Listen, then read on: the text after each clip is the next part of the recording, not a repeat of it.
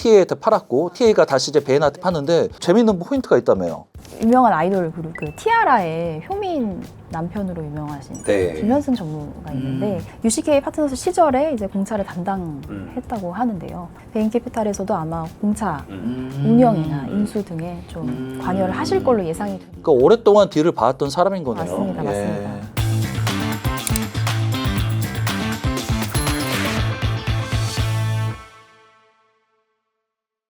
안녕하세요. 더벨 기자들의 수다 시작합니다. M&A 시장이라는 게 참 딱딱하기도 하고 수천억이 오가는 굉장히 큰 거래이기도 한데요.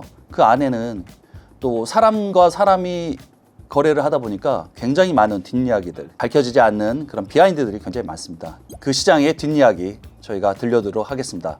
더벨 M&A부 박창현 부장입니다. M&A부에서 같이 취재하고 있는 기자들과 함께 이야기 나눠보도록 하겠습니다. 두 분 인사 부탁드립니다. 네, 안녕하세요. 저는 더벨 M&A부 윤준영 기자입니다. 그동안 M&A 시장 취재하면서 들었던 재미난 비하인드 이야기들을 많이 알고 있는데요. 기사로 풀지 못했던 재미있는 이야기들 여기서 풀어보도록 하겠습니다. 네, 안녕하세요. 더벨 M&A부 박기수 기자입니다. 오늘 약간 수다 떠는 느낌으로 한번 편안하게 진행을 한번 해보도록 하겠습니다. 그렇지만 팩트는 정확하게 전달드리겠습니다. 네, 처음 해보는 시도라 좀 어색하고 떨리고 그런 측면이 있는데 재밌게 뒷이야기 풀어보도록 하겠습니다. 오늘의 첫 번째 주제는 프랜차이즈 M&A입니다. 그 뒷이야기 들려드리도록 하겠습니다. 최근 이렇게 프랜차이즈 M&A들 굉장히 많이 나왔습니다. 이렇게 좀 많이 나온 좀 배경이 있나요? 상반기 지나서 이제 하반기부터 좀 갑자기 이런 프랜차이즈 매물들이 좀 많이 나오기 시작했는데, 우선은 이제 우리가 알만한 그런 프랜차이즈 브랜드들을 이제 사모펀드들이 좀 많이 갖고 있습니다. 예를 들면 뭐 버거킹이라던가 아니면 뭐 KFC 이런 것도 이제 사모펀드 들고 있고요. 보통 한 4, 5년 정도만 이제 펀드들이 보유를 해가지고 투자 시점이 되면은 엑시트 얘기를 이제 슬슬 나오는 뭐 그런 시점인데, 대부분의 이제 매물들이 보유 기간이 길어지다 보니까 한꺼번에 쏟아지는 그런 좀 현상이 일어난 것입니다. 저희도 보면은 그 파파이스 같은 브랜드들 굉장히 유명했지만 또 금방 또 사그라들기도 했잖아요. 그런 측면으로 보면은 참 F&B가 좀 M&A 시장에서도 좀 다루기 좀 어려운 아이템인 것 같습니다. 그럼 이제 강론으로 들어가 봅니다. 이제 첫 번째는 이제 와퍼로 유명한 이제 버거킹이 있는데, 지금 버거킹 매각 상황은 좀 어때요? 네, 그 버거킹이 지금 그 최근에 그 버거킹 아침 됩니다. 그 마케팅 한 번쯤 뭐 다 네. 지금 굉장히 유명하게 잘 좋은 반응을 좀 보이고 있는데, 그 버거킹이 지금 이제 팔기 위해서 이제 매물로 나왔습니다. 그러면 좀 실적은 좀 요즘 어때요? 실적만 보면은 되게 괜찮은 회사입니다. 이게 이 어페니티가 인수했던 시점이 이제 2016년이라고 아까 말씀을 드렸는데, 그때 이제 이 버거킹 법인의 매출이 한 2,500억 원 정도 되고, 그다음에 이제 저희가 이제 에비타라고 하잖아요. 에비타가 한 180억 정도 됐는데, 이게 작년 이제 10년 뒤인 작년 매출 같은 경우에는 매출이 8,900억 원을 뛰었고요. 에비타도 1,060억 원, 그러니까 1,000억이 넘었습니다. 그래서 중간중간에 뭐 이제 코로나나 아니면 뭐 우크라이나 전쟁 이런 이슈가 좀 있어가지고 수익성이 꺾인 적은 있었는데, 전반적으로 이 어페니티가 보였던 10년을 딱 전체적으로 놓고 봤을 때는 실적이 상당히 우상향했다. 이렇게 좀 볼 수 있을 것 같고요. 근데 보니까 뭐 기사 뭐 쓰시기도 하셨지만 일본 버거킹은 또 굉장히 좋은 가격에 팔렸다고 하더라고요. 그렇죠. 그러니까 예. 일본 사람들은 또 햄버거를 좀 남다르게 생각하기도 한다고 해요. 그래서 맞습니다. 뭐 크리스마스에 뭐 맥도날드에서 만나서 이렇게 햄버거를 사는 게 뭐 문화가 되고 뭐 이렇다고 저 얘기 들었었는데, 그 일본 버거킹은 어땠어요? 한국 버거킹 외에 이제 일본에서도 버거킹 사업을 어페니티가 하고 있었습니다. 근데 이제 그 한국 버거킹 매각을 하기 전에 작년에 이제 일본 버거킹을 이제 매각을 했고요. 골드만삭스 대체 투자 사업부에 이제 한화로 기준으로 했을 때 7,500억 정도에 매각을 했습니다. 그러니까 어페니티는 이제 일본 버거킹 사업을 하면서 처음에 사업을 시작할 때는 거의 뭐 제로 베이스에서 시작을 했거든요. 그 전반적인 투자금 대비 이 7,500억이라는 매각가가 한 6배 정도, 그러니까 이제 거의 차익으로 하면 몇천억 수준을 이제 냈다고 하더라고요. 멀티플 따지면 한 거의 20배 정도 이제 기록한 어피니티 하우스 역사상으로도 봤을 때도 굉장히 좀 대박은 칠 딜이다. 이렇게 좀 평가를 하고 있습니다. 그러니까요, 이게 일본 버거킹보다는 한국 버거킹이 훨씬 돈을 잘 벌 텐데, 그럼에도 불구하고 일본 버거킹이 굉장히 비싸게 팔렸어요. 예. 그러니까 한국에서는 그 정도 가격을 쳐주지 않는 모양이에요. 그러니까 이게 그 일본 버거킹은 이 정도 가격에 팔렸으니까 야 그러면은 비슷한 논리를 적용해가지고 한국 버거킹도 뭐 이 정도 가격에 팔릴 수 있지 않겠느냐라고. 그러니까 멀티플 20배. 그렇죠. 예. 그렇게 이제 쉽게 생각을 할 수가 있는데 일단은 일본에서 그렇게 높은 멀티플을 받은 배경이 일본은 F&B 시장이 우리나라랑 다르게 약간 좀 고평가를 받는 우리나라 대비 비교적 고평가를 받는 그런 게 좀 있고요. 실제로 그 글로벌 상업펀드 칼라일도 그 일본 KFC 딜을 한번 한 적이 있었거든요. 비슷한 시기에. 네. 그때 이제 공개 매수를 진행을 했는데 그때 칼라일이 인정했던 멀티플도 한 16배, 17배 정도 됐거든요. 그러니까 골드만삭스가 이제 어피니티에 일본 버거킹을 인수함에 있어서 그 저희권 20배 멀티플이 뭐 무리한 뭐 근거 없는 그런 멀티플은 아니었고요. 근데 이제 우리나라 같은 경우에는 또 사정이 말씀하신 대로 좀 다른 게 우리나라 같은 경우에는 KFC 코리아를 또 최근에 칼라일이 인수를 했는데 그때 적용했던 멀티플 한 5배, 6배밖에 안 됐었거든요. 그러니까 엄청나게 좀 격차가 괴리가 좀, 있네요. 예, 예. 격차가 좀 있는 그런 건데 왜 이렇게 차이가 나냐? 똑같은 브랜드고 똑같은 상품을 파는 건데 왜 이렇게 차이가 나냐라고 이제 좀 들여다 보니까 일본이랑 우리나라랑 약간 그 구조적인 좀 차이가 있습니다. 일단은 가장 큰 거는 일단 인구수 차이가 좀 있고요. 일본은 일단 인구수가 1억이 넘기 때문에 그렇죠. 소비를 해줄 수 있는 그런 내수 시장이 맞습니다. 완벽하게 예. 구축돼 있죠. 네네 그런 게 좀 있고요. 약간 이거는 그 어떤 그 국민들의 어떤 그런 특성 이런 거랑도 약간 좀 연계가 될 수 있을 것 같은데 우리나라 같은 경우에는 트렌드에 대한 민감도가 되게 높잖아요. 뭐 탕후루 뭐 이런 것도 엄청 맞아요. 뜨다가 최근엔 좀 잠잠해지고 뭐 그런 게 있었는데 일본은 약간 특정 브랜드에 대한 어떤 그런 충성도 이런 게 좀 높다 하더라고요. 맞아요. 한 번 맞아요. 딱 방문을 하면은 반복적으로 이렇게 좀 방문하는 비중도 높고 맞아요. 그런 특성도 있다고 합니다. 그래서 뭐 우리나라 같은 경우에는 소비 트렌드 변화도 빠르고 프랜차이즈별 경쟁도 심하고 또 이런 요소들이 약간 멀티플을 낮추는 요인이다 좀 이렇게. 그리고 이제 버거킹 얘기도 했는데 지금 맘스터치 네. 또 굉장히 핫한 국내 브랜드잖아요. 다들 한번 드셔보셨죠? 맘스터치. 싸이버거 좋아합니다. 싸이버거. 예. 사실 맘스터치가 원래 그러니까 그 정도까지 인지도인지 저는 잘 몰랐는데 일단 주변에 안 먹어봤다는 중고생들이 없고 굉장히 인기가 좋은데요. 이게 이제 수치로도 사실 증명이 되고 있습니다. 실적이 일단 너무 좋습니다. 2023년 매출이 3,600억 정도였는데 이제 2025년 4,790억까지 늘었고요. 영업이익도 600억에서 897억까지 증가를 했습니다. 그러니까 상당히 빠른 성장세를 보이고 있는데요.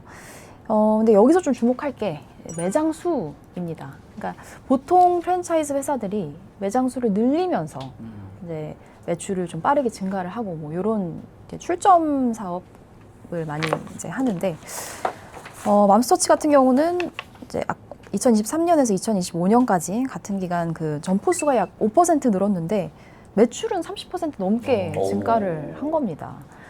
그래서 이제 이게 조금 흥미로운 대목이 그 프랜차이즈 회사 입장에서는 점포를 많이 안 늘렸는데도 매출이 늘었다는 거는 이제 점포를 낼 때 사실 비용이 많이 들지 않습니까? 그래서 그 비용 부담을 줄이면서도 뭐 매출은 증가시킬 수 있다는 게 굉장히 이제 효과적인 방법인 건데요.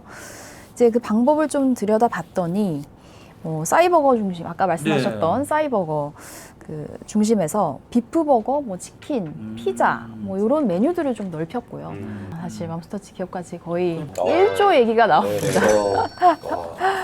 그 조단위 매물로 이제 발돋움을 하려면 아무래도 또 뭐가 중요할까요? 글쎄요. 확장성이죠. 확장성. 맞습니다. 그러니까 뭐 아까 일본 시장 얘기 많이 해주셨는데 해외로 성장할 수 있다. 요거를 입증하지 않으면 사실 조단위 기업가치 인정받기가 저는 힘들다고 생각이 듭니다. 그래서 실제로 지금 맘스터치도 일본 시장 굉장히 집중하고 있고요. 네. 그 이제 뭐 한국에서 검증된 사업 모델을 해외로 한번 좀 확장을 시켜보겠다. 이런 그 메커니즘을 가지고 사업을 진행 중입니다. 실제로 그 시부야 직영점 같은 경우에 지금 성적도 굉장히 좋은 편이고요. 그 2027년 말까지 일본 매장 100개 정도 목표를 두고 있다고 합니다. 그래서 뭐 이제 초기 단계다 보니까 일본 법인 자체로는 아직 적자인 상태인데요. 지금 사모펀드 KLN이 네. 지금 주인인데 그 김기현 대표가 일본 매장 자랑을 엄청 하시더라고요. 맞습니다. 예, 항상 예. 웃음꽃이 만연하시고 그러니까요. 그 업계에서는 좀 입지전적인 지금 인물이긴 하신데 네. 사실 맘스터치도 조금 우여곡절이 있긴 있었습니다. 맞아요. 뭐 매각도 한번 하려다가 또 뭐 여의치 않고 그렇긴 했는데 일단 뭐 성장세는 다들 업계 분들은 맞아요. 너무 이구동성으로 그러니까 맘스터치의 그런 그 성공 비결 중에 하나가 원래 모든 프랜차이즈 업체들은 1층을 공략을 했어요.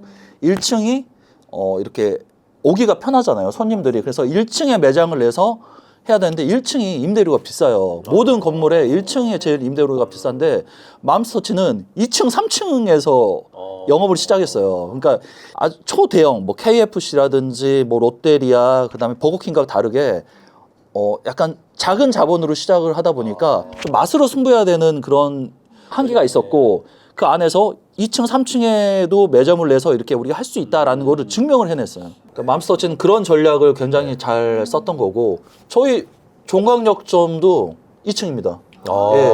근데 사람들이 엄청나게 왔다 갔다 많이 해요. 그러니까 그런 번거로움을 상쇄할 만큼 맛으로 승부를 했고 그게 어느 정도 성공을 거뒀던 거고 뭐 해외 시장 얘기도 해서 지금 이제 자연스럽게 이제 공차로 한번 넘어가 볼 텐데 지금 공차도 지금 이제 최근에 매각 상황이 아주 그냥 어느 정도 그 구체화 됐잖아요. 맞습니다. 어떻게 보면 굉장히 지금 라이브 딜이라고 할 수 있죠. 뭐 맞습니다. SK 찍은 지 지금 이틀 정도밖에 안 됐으니까요. 그 누구한테 얼마에 지금 팔렸죠? 네, 지금 글로벌 사모펀드 베인캐피탈이라고 아마 한 번씩 다 들어보셨을 네. 텐데요. 뭐 그 소비재 쪽, 컨슈머 쪽으로 많이 하는 하우스고요. 9천억 원 정도의 인수를 했다고 합니다. 근데 이제 여기서 또 일본 시장 얘기가 또 나옵니다. 그러니까요. 이렇게 높게 받는 이유가 있을 거 아니에요. 맞습니다. 네. 그러니까 공차는 사실 뭐 저희 한국 시장에서 한 몇 년 전에는 굉장히 핫했던 맞아요. 느낌이 있는데요. 약간 지금은 살짝 성숙 단계에 진입을 했다고 표현이 될 수도 있는데요. 근데 반면에 일본 시장은 지금 이제 성장세입니다. 그래서 일본 시장에서 이제 성장을 기대하는 업계분들이 굉장히 많으시고 그래서 이제 베인캐피탈이 공차의 주인이 되게 된 가장 큰 요인도 베인캐피탈 전략을 잘 짠 게 그러니까 한국과 일본 플러스 글로벌 시장을 전체를 인수를 하겠다고 제안을 한 겁니다. 근데 반면에 이제 MBK 파트너스랑 뭐 제너럴 애틀랜틱 뭐 이런 경쟁자들이 있었는데 MBK 파트너스는 일본 사업에만 관심이 있었다고 해요. 아무래도 이제 일본 사업이 성장세가 좋다 보니까 베인캐피탈은 이제 한꺼번에 인수를 하겠다고 한 거죠. 한국이랑 다 해가지고. 맞습니다. 네, 미국 시장도 조금 있기는 있거든요. 근데 베인캐피탈 또 재밌는 포인트가 이게 UCK가 원래 공차를 뭐 TA한테 팔았고 TA가 다시 이제 베인한테 파는데 그 안에서 뭐 재밌는 포인트가 있다며요.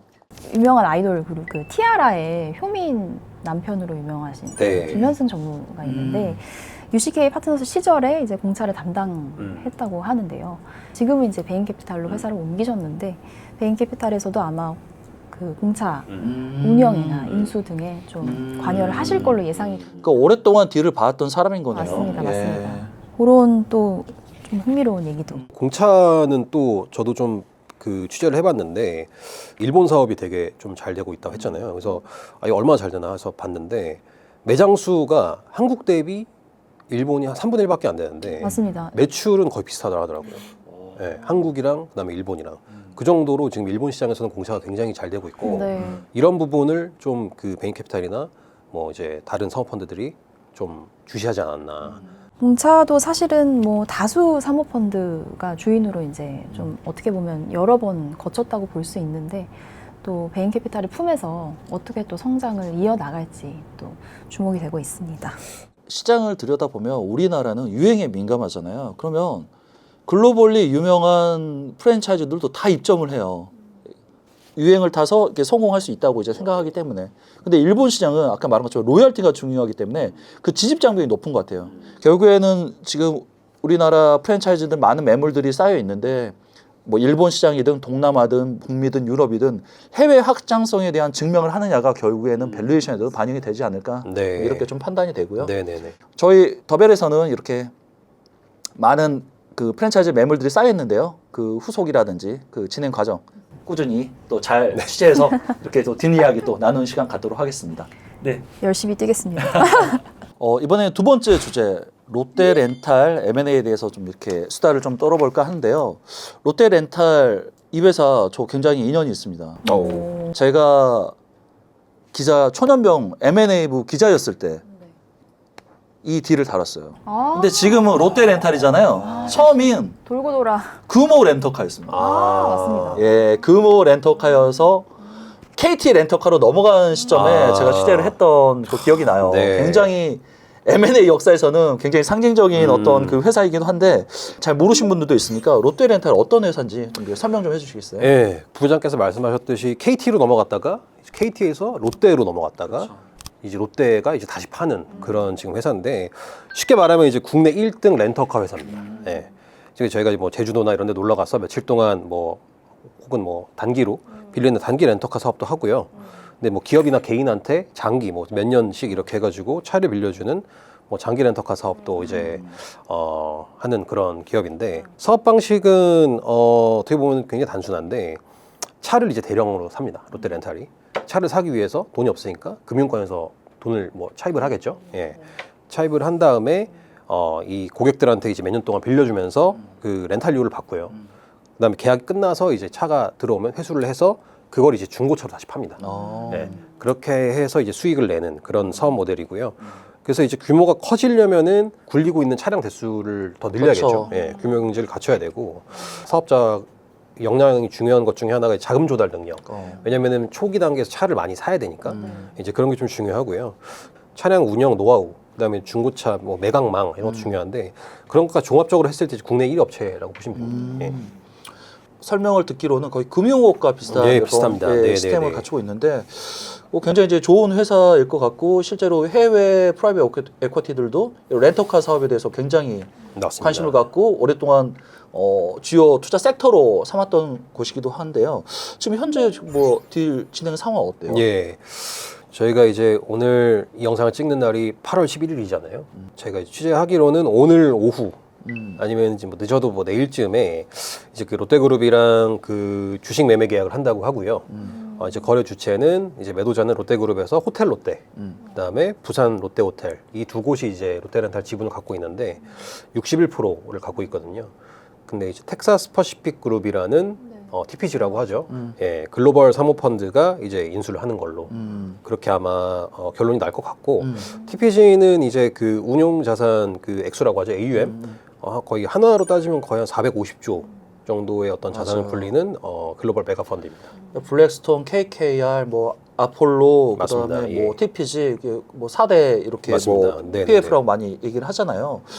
근데 이게 TPG 얘기 들어보는데 이게 제가 우리 박희수 기자나 윤 기자가 취재했을 때는 어피니티가 롯데렌탈의 주인이었다, 맞습니다. 산다 이렇게 기사를 많이 봤는데 이게 어떤 뭐 사정이 있어서 뭐 빠그라졌나요? 그렇죠. 이제 아까 그 버거킹 갖고 있던 어피니티가 이 롯데렌탈도 인수를 하려고 했었습니다. 예. 근데 이제 결과적으로 잘 안 됐죠. 왜 그랬냐면 그 롯데렌탈을 인수하기 전에 그 아까 롯데렌탈은 1등 업체라 했잖아요. 그 2등 업체인 SK렌터카를 어피니티가 인수를 했었습니다. 예. 여기에 이제 롯데렌탈까지 인수를 해갖고 한국의 어떤 렌터카 업계를 한번 우리가 재편을 해보겠다. 이렇게 계획을 짠 건데 그 공정위에서 이게 약간 제동이 걸렸죠. 예. 내부에서는 하우스 내부에서는 약간 이 롯데렌탈이랑 SK렌터카를 이제 둘 다 가지고 있어도 점유율이나 이런 게 좀 과반을 넘지 않는다. 그렇기 때문에 이거는 공정위를 뭐 통과할 수 있다라고 내부적으로 판단을 하셨나 봐요. 어피니티 내부에서는. 근데 이제 결과적으로는 공정위에서 기업 결합 불허 결정을 내면서 딜이 이제 약간 무산되는 그런 일이 좀 있었고요. 근데 이게 너무 약간 어피니티에서는 좀 너무 안일하게 봤다는 뭐 이런 얘기도 있지 그렇죠. 않나요? 외부에서 네. 평가하는 게 조금 이렇게 갈리긴 하는데 네네네. 너무 낙관적으로 봤다. 어떻게 이거를 그 1, 2등 업체를 합치는데 이걸로 어떻게 맞습니다. 될 거라고 생각을 하는 것 자체가 좀 무리라는 생각을 어떻게 안 했냐 이런 평가도 있지만 그래도 이 점유율은 과반이 넘지 않기 때문에 뭐 충분히 해볼 만한 그런 트라이였다라고 평가하시는 것도 좀 있는 것 같고 어떻게 보면 큰 그림을 맞습니다. 그리고 또 네네네. 한 거일 수도 있어요. 그러니까 뭐 시장 지배력과 좀 연관이 돼 있을 것도 같은데 뭐 비견한 예로 대한항공과 아시아나항공의 맞습니다. 합병권에 있어가지고는 그 거대 항공사들이 합치는 거에 대해서는 조건부지만 맞죠. 승인을 해줬지만 그렇죠, 그렇죠. 렌터카 업체가 훨씬 더 작고 뭐 경쟁 상대들도 쉽게 들어올 수 네네네. 있다고 생각하는데 또 이건 안 되고 약간 그래서 이제 시장에서 그 말도 있었잖아요. 그 MBK의 저주다. MBK의 사태가 그렇죠. 네. 그 정책 당국의 판단에도 좀 영향을 미친 거 아니냐. 공교로웠긴 하죠. 그렇죠. 그래서 뭐 여러 가지가 이제 얽히고 얽혀서 그런 이제 결과가 나왔다고 하지만은 일단 어피니티 입장에서는 굉장히 뭐 아쉬운 네네네. 결정이었던 것 같아요. 맞습니다. 예. 그래서 뭐 되게 얘기가 많이 나왔었는데 롯데렌탈은 어쨌든 1등 업체를 인수를 하고 싶으니까 SK 렌터카 팔고 빨리 그거를 뭐 인수를 뭐 할 수도 있다 뭐 이런 얘기도 나왔었는데 사실 뭐 아시다시피 SK 렌터카도 굉장히 큰 기업이고 그거에 대한 투자 금액도 다 있고 또 어피니티도 그냥 일반 기업이 아니라 상업 펀드잖아요. 맞아요. 그 LP들의 수익률이나 이런 것도 당연히 신경을 쓰셔야 되는 그런 입장인데 갑자기 파이어셀을 한다고 하면은 이거를 뭐 몸값을 제대로 받을 수도 모르는 그런 일이고 하다 보니까 좀 상황이 좀 어려워졌었고 결국엔 그냥 롯데렌탈을 인수 안 하는 걸로 그렇게 이제 가닥을 잡았었는데 이게 문제가 이제 롯데 입장에서는 굉장히 문제였죠. 왜냐하면 롯데 그룹에서는 이거를 팔려고 했던 이유가 그룹 재무적으로 좀 약간 리밸런싱을 해야 된다는 그런 뭐 니즈도 좀 있었고 뭐 그렇기 때문에 그나마 지금 잘 되고 있는 자산인 롯데렌탈을 팔아서 대량의 현금을 좀 유입시켜갖고 재무구조 개선하고 약간 이런 거를 좀 목표로 하고 계셨는데 그 어피니티라는 어떤 그 거의 주력 원매자가 이제 탈락을 한 거잖아요. 이런 상황에서 이제 TPG가 나타난 거죠. 예. 그러니까 지금 뭐 MBK, 뭐 베인, 뭐 한타 뭐 다 제치고 지금 뭐 TPG가 이제 단독 협상을 지금 하고 있는데 뭐 TPG만의 좀 강점 같은 게 있었어요? 이번 딜을 이제 담당하신 분이 그 TPG 내에서 이제 그 윤신원 부대표라는 분인데 이 TPG 내에서도 글로벌 펀 파트너라고 그 TPG가 아까 말씀드렸듯이 글로벌 사모 펀드잖아요. 그래서 그런 글로벌 펀 파트너라는 그 거의 최상위 직급이 있는데 TPG 한국에 계신 이상훈 대표님이랑 이 윤신원 부대표님이 그 글로벌 펀 파트너십니다. 예. 그래서 약간 내부의 어떤 그런 그 투자심의위원회 설득을 해야 되고 이런 과정에서도 좀 이게 좀 원활했다는 그런 얘기도 있고요. 확실하게 이 롯데렌탈이라는 자산을 인수할 수 있는 그런 후보를 롯데 측에서도 이제 당연히 반길 거잖아요. 확실하게 내 자산을 사가줄 수 있는 뭐 그런 원매자를 롯데 측에서 원했다 뭐 이런 얘기도 있고요. 또 TPG가 아까 말씀드렸다시피 굉장히 큰 펀드이기 때문에 지금 운용하고 있는 펀드 규모도 55조 원 정도 되거든요. 그래서 바로 이제 인수를 할 수 있는 뭐 그런 환경도 되고 또 이 그 윤신원 부대표님이 굉장히 또 공을 많이 들인 또 그런 딜이라 하더라고요. 그래서 어피니티가 그 롯데렌탈을 인수하려고 했던 그 이제 한 1, 2년 전 그때부터도 이제 TPG도 막 이렇게 인수를 막 검토하고 이렇게 하시다가 이제 그때는 이제 어피니티가 이제 기회를 잡았었는데 이제 기회가 이제 TPG로 다시 온 거죠. 네. 하여튼 뭐 많은 우여곡절이 있었고 롯데 입장에서도 굉장히 팔아야 되는 자산이었고 맞습니다. 네. TPG 입장에서도 국내에서 다시 그 존재감을 보여줄 필요가 있었는데 그때 서로의 그런 이해관계가 잘 맞아떨어진 딜이었던 것 같아요. 네네네 뭐, 맞습니다. 근데 이제 오늘 마지막 주제인데요. 이제 CG바이오 건 M&A 좀 이렇게 설명을 드릴까 합니다. CG바이오 사명은 좀 낯설어요. 낯선데 아마 CG바이오 제품들을 대부분의 사람들은 아마 다 사용하셨을 겁니다. 예. 굉장히 유명한 밴드, 그다음에 그렇죠. 예, 메디폼 맞나요? 맞습니다. 네네네네. 대웅제약의 제품인데 CG바이오가 제작을 해요. 맞아요. 이 딜도 참 우여곡절이 많아요. 그래서 이제 그 이야기를 좀 풀어볼까 하는데 그래서 CG바이오 좀 설명을 좀 부탁드리겠습니다. 일단 CG바이오 가장 그 주요 제품은 그 이름이 좀 굉장히 어렵습니다. 노보시스라는 제품인데 노보시스. 일반인들은 잘 모르실 수 있는데 골 형성 단백질을 이용한 골 대체제.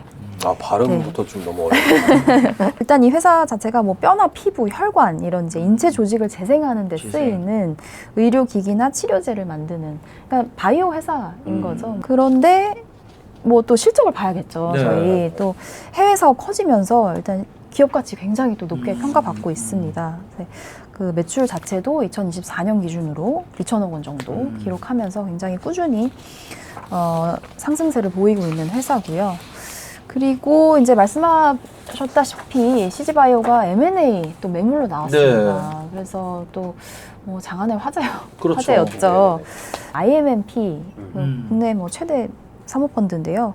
CG바이오 그 지분 51% 그러니까 경영권 지분 인수죠. 5,600억 원의 인수를 하고 또 특이한 게 남은 그 잔여 지분도 좀 높은 기업 가치를 인정을 해서 추후에 사주는 구조까지 좀 논의를 했다고 합니다. 그러니까 상당히 진전이 많이 된 상태였던 거죠. 그래서 CG바이오 기업 가치 자체도 한 조 단위, 또 이것도 조 단위 매물입니다. 그러니까 IMMP가 우선 협상 대상자가 맞습니다. 됐던 거였죠. 네. 그래서 사실 이제 저희가 우선 협상 대상자로 하면 이제 협상을 하고 그다음에 또 SPA라고 해서 그렇죠. 주식 네. 매매 계약까지 이제 체결이 되고 그다음에 이제 클로징을 하는 예. 그렇게 단계가 있는데 근데 이제 여기서 또 특이한 일이 정말 이례적인 일이 발생을 합니다. 그 주식 매매 계약 체결 한 일주일 정도 앞두고 갑자기 협상이 또 결렬되는 정말 초유의 사태가 벌어지는데 참 이게 SPA 직전까지 갔다는 거는 살려는 사람, 팔려는 사람 다 많은 그렇습니다. 시간과 네. 돈을 들이잖아요. 맞습니다. 그 실사병번 네. 수십억이 아마 들었을 맞습니다. 텐데 맞습니다. 그럼에도 불구하고 두 사이에 이렇게 좁혀지지 않았던 어떤 조건 같은 게 있었어요? 이게 사실 이게 정말 이례적이었던 게 사실 저희가 부동산 계약을 해도 그 도장 찍기 뭐 하루 전에 깨지고 이런 경우는 정말 없지 않습니까? 그렇죠. 근데 이제 일단 제일 크게 지금 그 요인으로 꼽히는 게 경업금지 기간 조항인데요. 그러니까 이제 경업금지라고 하면 이제 쉽게 말하면 제가 A 회사를 가지고 있는데 여기 있는 박기수 기자한테 팔았습니다. 근데 이제 박기수 기자 입장에서는 제가 이제 사업 노하우도 가지고 있고 뭐 네트워크도 다 가지고 있고 또 같은 새로운 회사를 또 동종의 같은 동종업계에 업체를, 또, 예. 네, 만들게 되면 굉장히 좀 당황스러우시겠죠. 그렇죠. 내가 아무래도. 샀는데 옆에 똑같은 회사가 맞습니다. 그 짜장면 가게 팔았는데 옆집에 또 중국집을 낸 거잖아요. 그렇죠. 그런 맞습니다. 걸 이제 네. 방지를 해야 되는 부분이 있는 거죠. 특히 사모펀드 운용사들은 이제 본인들이 사업을 하는 사업자는 아니기 때문에 이런 걸 굉장히 민감합니다. 경업금지 하는 그 기간을 이제 얼마 정도로 잡을 거냐 이게 이제 굉장히 큰 포인트인데요. 그 처음에는 IMMP에서 한 10년 정도를 주장을 했다고 합니다. 10년간 네. 같은 동종업을 하지 말라. 맞습니다. 네, 매도자 입장에서는 너무 긴 거 아니냐. 10년은 10년. 너무하다. 네. 그래서 그 기간으로 좀 이견이 있었다고 하고 근데 이제 옥신각신 하다가 뭐 이거는 사실 이제 취재 과정 통해서 살짝 알게 된 내용인데 그러면 이제 우리가 5년까지 한번 봐줄게 뭐 이렇게 얘기도 오고 갔다고 합니다. 원래 일반적인 게 5년 정도인 걸로 저도 알고 있거든요. 맞습니다. 근데 결국에 매도자 입장에서 그것도 좀 반려를 했다는 얘기도 있습니다. 계약서로 확인한 건 아니라서 네. 네.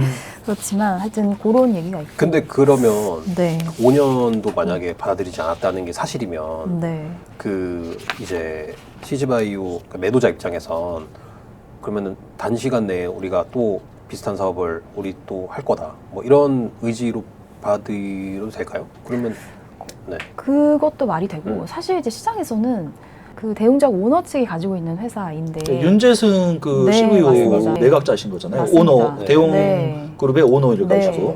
창업주 2세인데 예. 이 CG바이오 회사를 팔기 싫었던 게 아니냐 약간 이런 애초에. 얘기도 나오고 있습니다. 그래서 올해 3월에 또 인수한 그 대학병원에 의약품을 납품하는 회사 이지메디컴이라는 회사가 있었는데 뭐 한간에는 또 이 회사를 인수할 때는 10년의 경업금지를 요구했다는 얘기도 도는데 그러니까 약간- 약간의 내로남불인 그렇죠. 거죠 말하자면. 네, 네, 맞습니다. 네네네네. 그래서 또 조금 재밌는 포인트가 사실 CG바이오 그 지금 대표인 유현승 대표라고 있습니다. 전문 경영이죠. 네, 지금은 최대 주주는 아니고요. 네. 근데 이제 이분이 2000년에 이 회사를 CG바이오를 창업을 해가지고 초기에는 이제 키워봤는데 초기에 대웅제약 측에 좀 투자를 크게 받으면서 어떻게 보면 최대 주주 지위는 지금 현재 상황으로는 가지고 있지 못한 상황인 거죠. 근데 이제 이분의 입장에서 한번 생각을 해보면 초기에 이제 열심히 그 창업을 해서 키워왔는데 약간의 이제 좀 결실을 보고 싶은 거죠. 그게 이제 경제적인 부분일 수도 있고. 그래서 이제 이 회사가 잘 팔리면 비싼 값에 잘 팔리면 어느 정도 약간 그 좀 보상을 받을 수 있는 상황이라서 제가 듣기로는 이분은 굉장히 좀 매각 의사가 조금 있었다고 합니다. 근데 반면에 이 최대 주주 입장은 또 다를 수 있죠. 그렇죠. 다를 수 있죠. 거래 구조를 보면은 51%는 당장 팔고 나머지 맞습니다. 49%는 네. 그 약간의 어나웃 방식처럼 기업의 맞습니다. 실적과 연동해서 지분을 연동해서. 사주겠다라고 하는 네. 것 자체가 기업의 어떤 업사이드를 굉장히 높게 보는 것 같고 여기서 약간은 저의 뭐 상상력이지만 그 대웅제약도 지금 장남 차남 간에 그런 지분 관계가 어떤지 잘 모르겠는데 윤재승 CVO도 캐시아웃을 하게 되잖아요. 돈을 하게 되면은 대웅의 지분을 살 수도 있지 않을까라는 좀 생각이 좀 들기도 하고. 그 부분도 이제 좀 유력한 시나리오인 게 저희 최근에 상법 개정 맞물리면서 자사주 의무소가 이런 게 약간 이슈가 좀 대두되고 있잖아요. 근데 이제 대웅그룹의 어떤 그런 구조를 보시면은 지주사가 있는데 그 지주사가 이제 오너 윤재승 CBO 예. 포함해서 갖고 있을 거 아니에요. 근데 이제 그 윤재승 CBO의 지분이 낮습니다. 그리고 자사주가 엄청 많아요. 아. 네. 그래서 윤재승 CBO 입장에서는 이 지배력을 좀 유지를 하려면 이 대웅이라는 회사의 지분을 어떻게든 취득을 해야 되는데 그럼 돈이 필요하잖아요. 그래서 이제 CG바이오도 약간 그런 것 때문에 매물은 나왔다라는 얘기가 좀 있었었고 그 아까 말씀하셨던 그 언아웃 방식 뭐 그런 것도 말씀 주셨었는데 매도자 측에서 상당히 좀 무리한 조건들을 많이 요구를 한다라는 그런 인식이 좀 있었고 맞습니다. 그 중에 하나가 뭐 이런 케이스가 흔한지는 저도 잘 뭐 모르겠어요. 근데 5년인지 뭐 10년인지는 저 확실하지 않지만은 일정 기간 내에 한 해라도 에비타 1,000억을 기록을 하면 그 아까 51% 판다 했잖아요. 그 나머지 49%는 그 이제 오너가 갖고 있는 건데 그 중에 일부를 네가 지금 사갔던 가격의 2배를 쳐줘서 사가라라는 조건을 이제 요구를 했다 하더라고요. 이렇게 조건들을 협상을 하다 보니까 그 사고 싶은 사람들은 뭐 세고 셌는데 예, 팔고 싶은 사람이 결국에는 어떤 조건을 제시를 했고 이제 결국에는 IMMP는 거기서 이제 낙오가 된 거고 네. 그러기 위해서 대체된 지금 후보자가 또 있는 거죠, 그러니까. TA 어소시에이츠라고 TA. 또 유명한 공차를 팔고 CG바이오를 사는 거네요. 네, 맞습니다. IMMP보다도 더 높은 가격을 제시를 했다고 합니다. 그래서 뭐 조건들도 굉장히 정말 많이 수용을 해줬다고 하고 그래서 이제 시장에서는 과연 근데 또 글로벌 사모펀드는 또 이런 게 있습니다. 글로벌 투자심의위원회라고 해서 IC라고 하죠. 하는 예. 굉장히 어떻게 보면은 뭐 큰 허들이죠. 맞습니다. 예. 죽음의 문턱이라고도 음.